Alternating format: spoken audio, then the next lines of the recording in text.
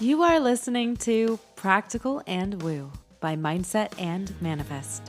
My name is Eden, and I invite you to embark on a journey with me to explore the practical and spiritual edges of the unknown for the purpose of allowing you to embody and empower yourself uniquely as you are and to intentionally create and live a life of freedom and fulfillment.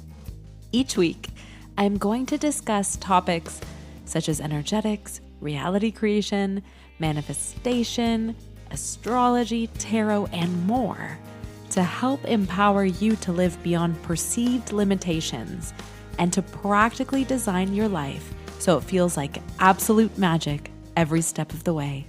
Let's dive in. Well, hello, brilliant soul. There is something disorienting about being a human in a world that carries an undertone and implication that there's a correct way to be. We receive early in our lives this core messaging that has us questioning the goodness or rightness of our personality, of how quickly or slowly we progress or grow, of how we express ourselves. We begin to believe, most often unconsciously, that the work of our life is to refine ourselves into something more acceptable, coherent, impressive, and aligned to an invisible standard that no one truly agrees on, nor have they necessarily explicitly stated. Well, with the exception of certain extremist groups. We do all of this in an attempt to become someone who fits more seamlessly into the environments in which we find ourselves. We convince ourselves that by conforming, we can become someone who is easier to understand, easier to approve of, easier to love. This subconscious standardization of a human is harming our ability to shine brightly in who we really are and to understand not necessarily the question of how do I become better, but who am I really? There is something truly important about being on the quest to know the nature of how we are designed, to recognize and embrace the contours of our strengths, instincts, sensitivities, and reflexes, to know what comes naturally to us, and to honor those features and facets as impressive and important, despite what anyone else might say or think. Because people are as varied as Pokémon. And that's what we're going to dive into today. Pokemon each have a nature, a type, and a set of abilities that are unique to them. They're also not typically interchangeable. And what I mean by this is a fire type doesn't effort itself to become a water type, and a psychic type doesn't train itself into a rock type through discipline. In other words, each Pokemon's power doesn't come from attempting to override their nature. But it does come from understanding who they are, refining their abilities, and learning how to harness their power in their right contexts. What is also apparent about each Pokemon is their ability to evolve, and in that evolution, retain their essence of who they are. So, what if your life is not asking you to become better in the way you've been taught to define better? What if your life is asking you to become more acutely yourself? And what if much of the tension you feel is not a failure to improve, but a misalignment between what you are trying to become and who you actually are? In doing so, in allowing yourself to bloom and become who you really are, what if doing this, you're actually serving your purpose? Particularly by allowing the uniqueness of you to be part of the greater whole. In the Pokemon world, there's no singular, absolutely best Pokemon. In fact, a favorite Pokemon can change depending on who you're asking and also depending on the context in which you're asking. It's one of the reasons why trading Pokemon cards is still a popular thing to do decades after the show's inception. Sure, there's a core desire in so many of us to be the best. And when we aren't feeling like the best in the eyes of the people we desire to perceive us that way, it can feel tempting to adjust ourselves to somehow acquire that specific title of your best. But deviating from your core nature is never the answer. And there's a very good reason for why this is.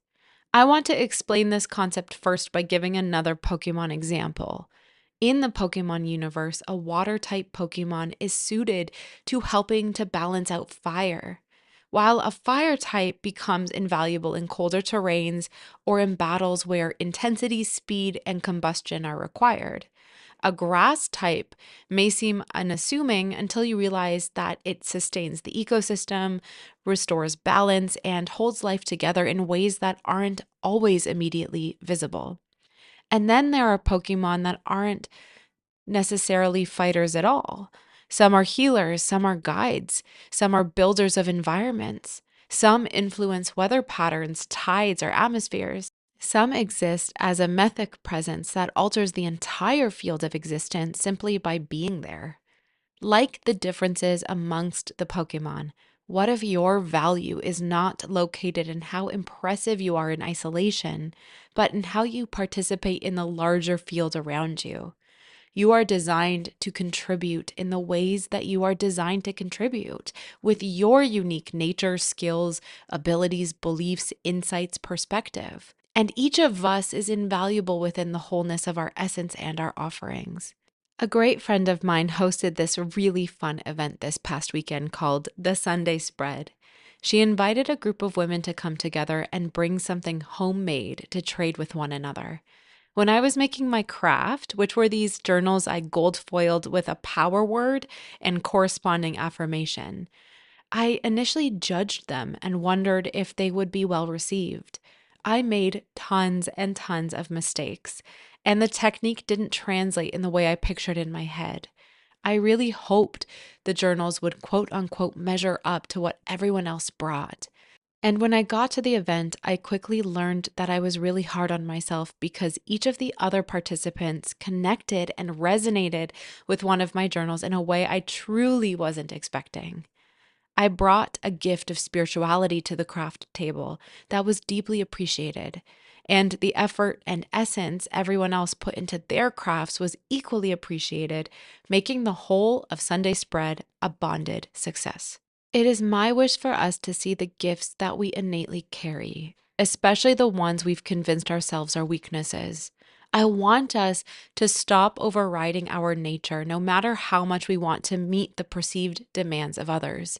So many of us, for example, have this uncanny ability to feel even the most subtle shifts in a room, sensing when someone is uncomfortable before anything has even been said.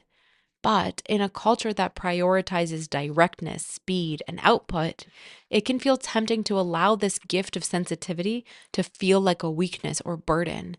It can feel so tempting to try to override this trait in favor of becoming more decisive, blunt, or quote unquote efficient.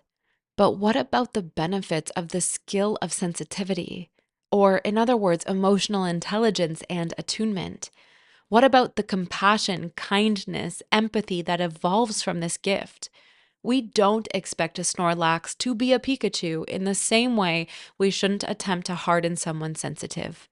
We are forgetting about the places where relational harmony matters, where unspoken tensions need to be addressed before they escalate, and where people need to feel safe in order to collaborate effectively.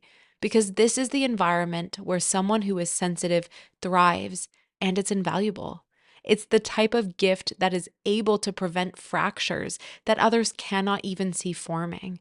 And it's the type of gift that helps to offer an environment for repair. What about those of us whose nature is more structural? People with the gift of seeing patterns, systems, inefficiencies, who are naturally capable of organizing and refining. When placed in a highly fluid, emotionally driven environment, such people may be perceived as rigid, overly analytical, and even cold. And in the light of this reflection, it may feel like they're too much, or that they're missing something that others seem to access more easily. But when placed in a context where chaos needs to be organized, where vision needs to be translated into execution, or where ideas are ready to become reality, such people are not so rigid after all. They're essential. Those who make things work, ensuring that inspiration doesn't dissolve into nothingness. Those who give form to what could otherwise easily remain conceptual. We may even consider those of us whose nature is disruptive, People who question, challenge, or who see inconsistencies and are unwilling to ignore them. People with a skill set of introducing friction where others might prefer comfort. In many environments, the disruptive person is labeled as difficult, contrarian, or destabilizing, and they may internalize this and attempt to soften themselves, become more agreeable, or to suppress the very instinct that feels natural to them. But then we miss them when there's a system that's been stagnant and they're not operating as themselves.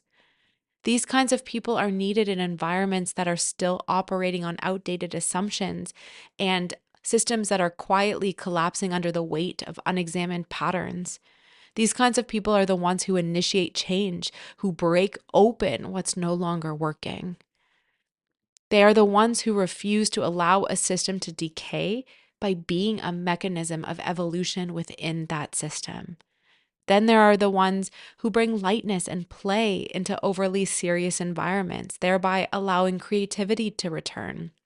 They're the ones who stay grounded and offer steadiness when everything else feels in flux. There are the ones who dream far beyond what is currently possible, expanding the horizon of what others believe they can reach. There are the ones who archive so that wisdom is not lost. We are not meant to be self sufficient in our completeness, and we are not meant to contain all of the traits, strengths, and capacities on our own. We are designed to show up as we are and to fit into the greater whole interdependently. Your perceived incompleteness is not a flaw. It's what allows you to fit with others, to be complemented, supported, and to become part of something that is more than the sum of its parts. No serious Pokémon trainer builds a team of identical types.